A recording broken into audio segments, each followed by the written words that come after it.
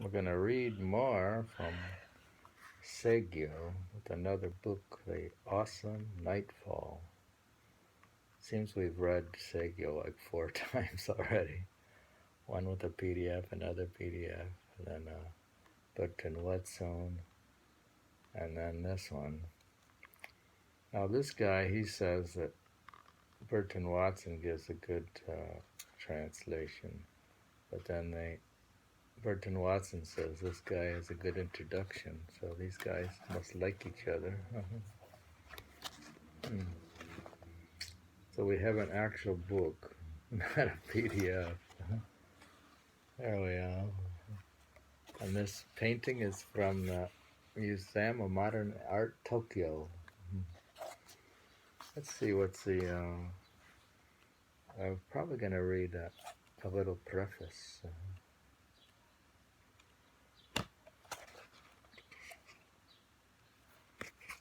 Life and Times of Saigyo. Right. Free and easy wandering designates an appealing way of life according to Swan Tzu, but it is in fact a path that few had entered either freely or easily. Saigyo's life was too difficult to be so designated, even though it included several extended journeys.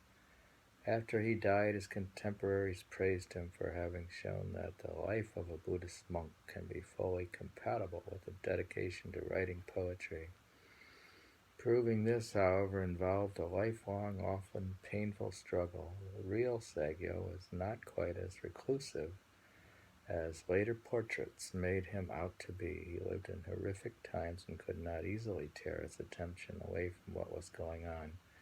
And he obviously struggled with internal demons related to sex, to worries about the karmic imprint of his warrior past, to anxiety about loss of social visibility, to taking the tonsure and certain items he successfully kept concealed from all later generations. Pithy phrases that fused the way of poetry with the way of Buddha were common in 12th century Japan and had a certain cachet. But Saigyo realized that to test their validity required putting the whole of a life into the experiment, with an outcome far from certain, and he knew it had to be a life intentionally disconnected from the lives of contemporaries, friends, and even lovers. That is, persons who, even though themselves poets, were not engaged in precisely this experiment. We're going to go on to the poetry. There's a map of Japan with the places he goes. It says here, Basho, Japan's best-known poet, explicitly named Saigyo, who lived 4 centuries earlier, as the poet of the past to whom he was most indebted. And I'm going to read some poems from the from the Life and Times.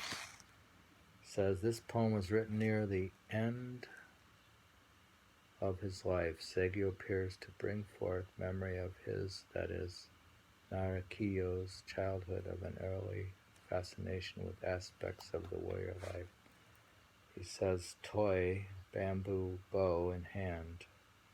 A mere child takes aim at a sparrow and already longs to wear a warrior's headgear.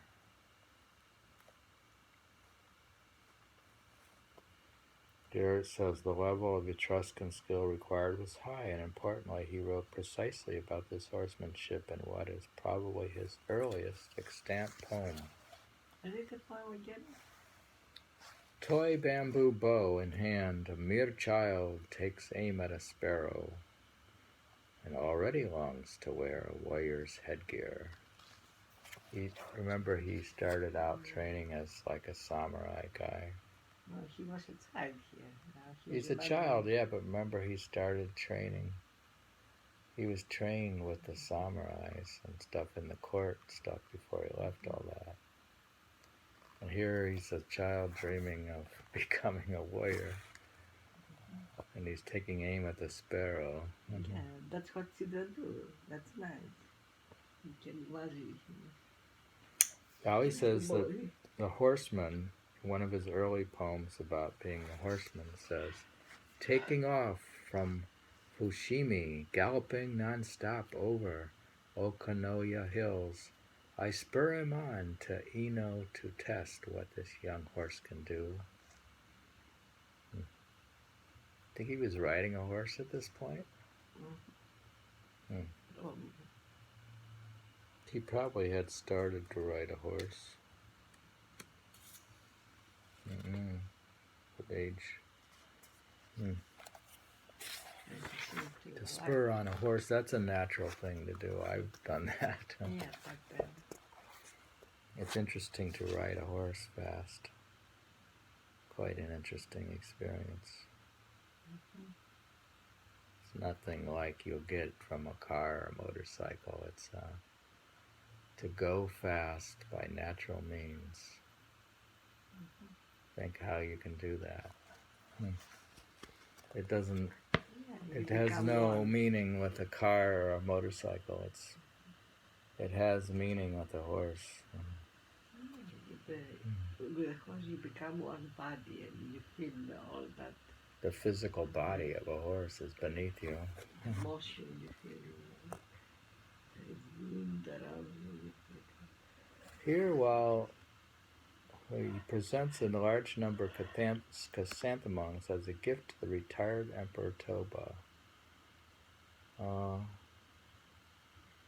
he says, chrysanthemums fill the garden where the days are passed by your majesty. So Grotto of the Holy Sage, the place name fits very well. He worked at the court, so he has some attachment to this emperor thing, and of course there was political change, and while he's out in the woods hiding, there's a war going on. Who knows? I don't go into the history. He addressed a leave-taking poem to the retired emperor himself. Here he writes, so loath to lose what may be should be loathed. One's place in the world, one may be rescue best the self by simply throwing it away. Interesting poem. He says, so loath to lose what maybe should be loathed. What it means, Lord? So loath to lose. So hesitant, so resistant to lose what maybe should be loathed, disliked. One's place in the world. One may be rescue best the self by simply throwing it away. He's saying you save yourself. That he who loses himself saves himself. You lose yourself. That's from the Bible. Yeah, you must lose yourself to find yourself. That's a Zen Buddhist thing. That's a good poem, I would say. What it means, the last word, Lord? Loathe. Dislike. Loathe, to hate. So hateful. So. Hateful, to lose what is hateful. So it's not hate, it's dislike. So difficult to lose. I don't know. Loathe. What's to loathe?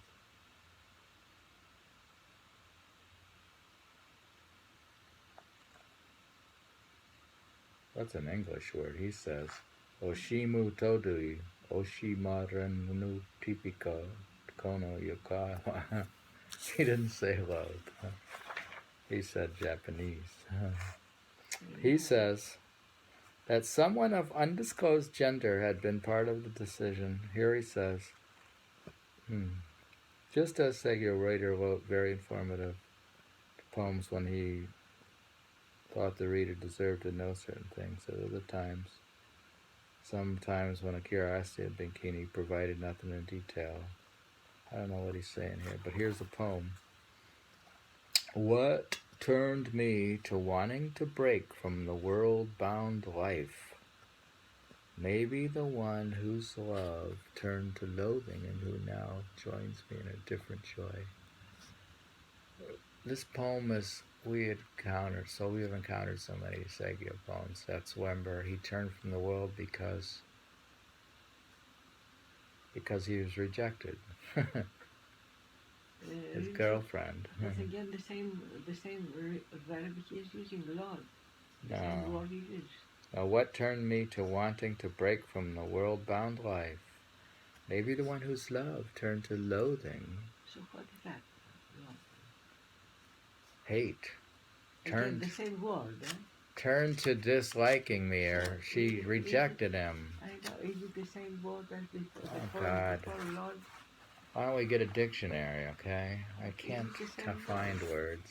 Is it the same word? My brain doesn't work. Turn to loathing?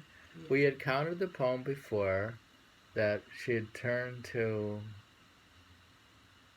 I used the same word. Hate. Maybe the one whose love turned to hate. Maybe, I don't know if she hated him, but she turned to disliking. And who now joins me in a different joy? Now joins me. He had a girlfriend and she was a high court official. Something happened and what happened? Disappointment in love, okay?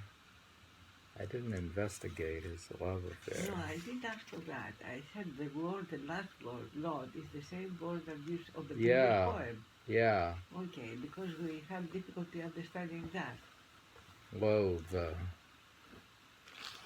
Well, you must loathe something. Maybe you loathe eating meat, or maybe you loathe, do you loathe, what do you loathe? Stupid people. You loathe cold weather? I don't know. Maybe that ain't the right word. Anyways, we're trying to read poetry of Saigyo. Here he says, having made my escape from a worldly way of life, I was in the interior of Kurama at a bamboo conduit, the water of which was frozen and not flowing. Hearing from someone that this would be the state of affairs until the arrival of spring, I wrote this poem. He writes, it was bound to be my vow to be unattached to seasons and such. I who by a frozen bamboo pipe now wait for water, long for spring.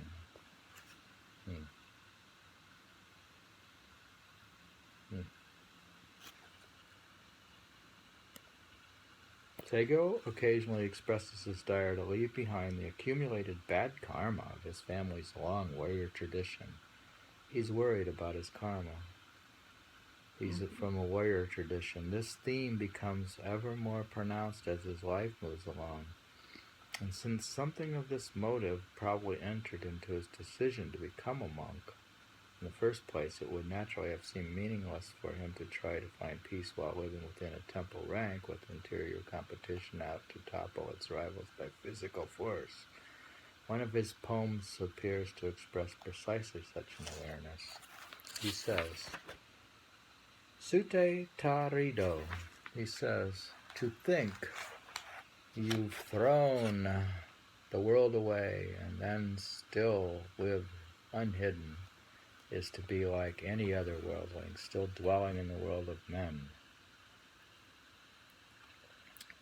To think you've thrown the world away and then still live unhidden is to be like any other worldling, still dwelling in the world of men. A reading from Saigyo's, or from Awesome Nightfall by William